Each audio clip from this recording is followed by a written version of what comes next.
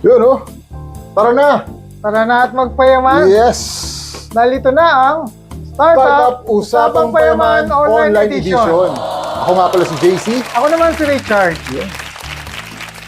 Para sa masayang kwentuhan sa episode na ito, ang programa ito ay handog namin sa inyo para makatulong sa pagbibigay ng kaalaman tungkol sa pagnenegosyo, pananalapi at kung ano-ano pa.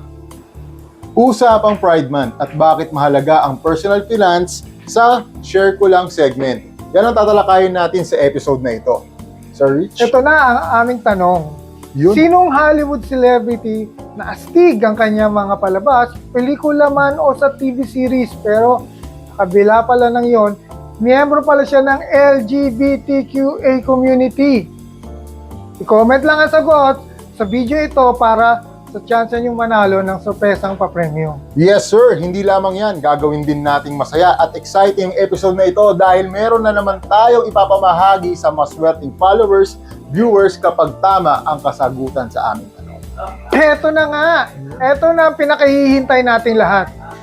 Bago ang lahat, narito ang mechanics kung papaano manalo. Dapat naka-like, follow sa official FB page ng Filipino Mirror at nag-share ng bidyong ito.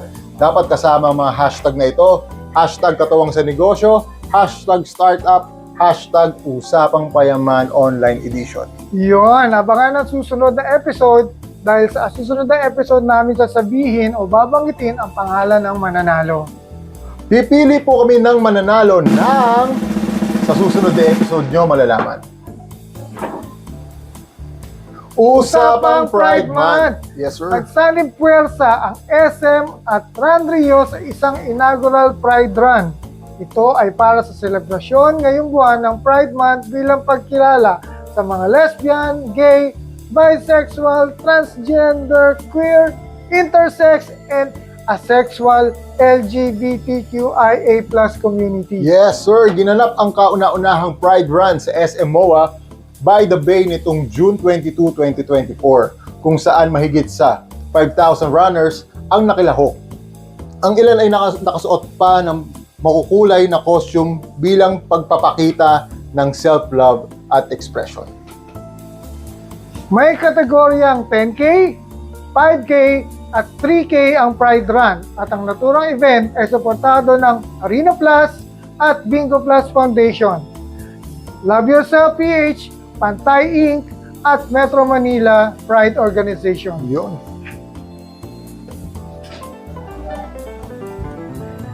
Okay, punta naman tayo sa SKL o Share Ko Lang portion. Yes sir. Topic natin, personal finance, bakit mahalaga? Pag sinabing personal finance, ito yung mga bagay na, or yung pera na sarili mo. Pag-usapan natin, syempre, kung meron ka sariling income, maganda may plano ka sa income mo. So, ito nga yung mga bagay na kailangan mo malaman. Kasi, yung personal finance natin, maaabot mo yan kung meron kang disiplina sa sarili mo. Tama. Makakatulong yon na magkaroon ka ng disiplina kung anong gagawin sa iyong mga finances. So, meron 5 bagay na bagay na kailangan mo malaman. Kung hindi ka marunong mag-manage ng iyong finances o kung hindi ka financially disciplined, mahirapan ka talaga. Ang 5 areas ng personal finance ay ang income, savings, spending, investing, at protection. O income, nagsisimula ang personal finance. Siyempre, every time na kumikita ka, kailangan alam mong gagawin. Ito ang pera na paikutin mo para gastusan ang mga bagay-bagay. Pero, dapat hindi ka maubusan. So, yun yung income. Sa savings naman ito ang percentage na hindi mo gagalawin. Liban lamang kung merong emergency. So, pagdating sa savings, kailangan yan, sobrang disiplinado ka. Hindi mo basta-basta gagastusin. Secret dapat yan sa'yo.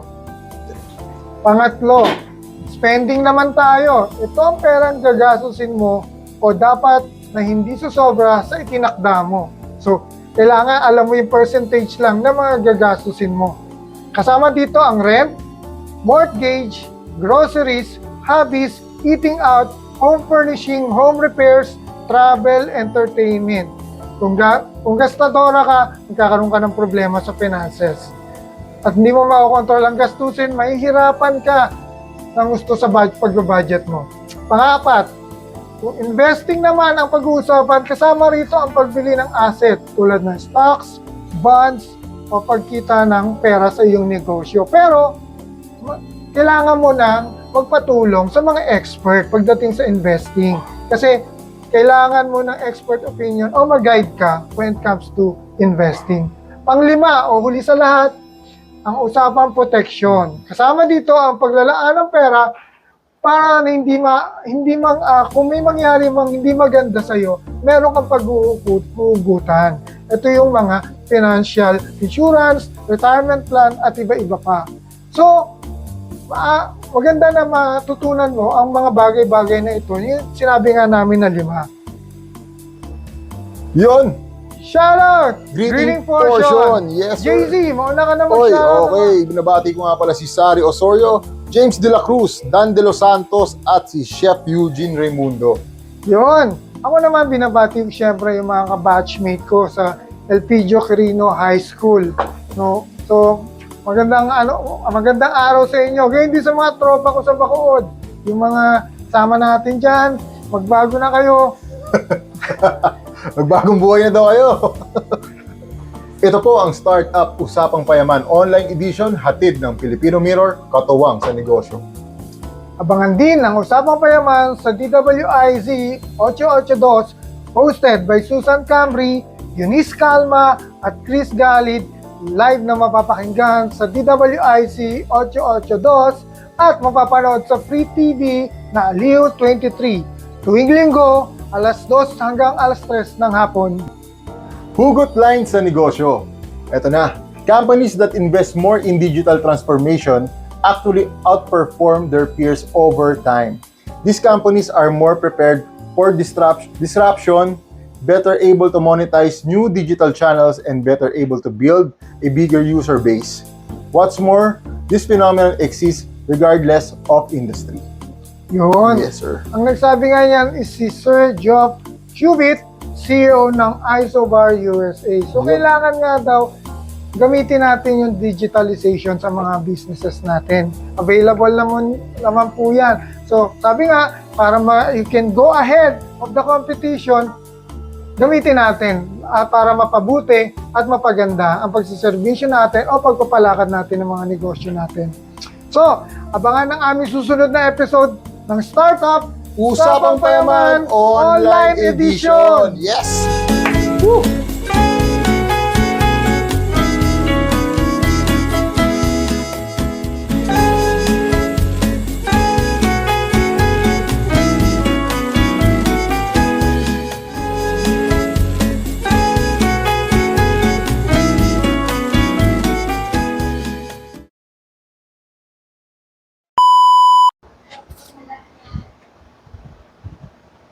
So, punta na tayo sa share ko lang or SKL or share ko lang.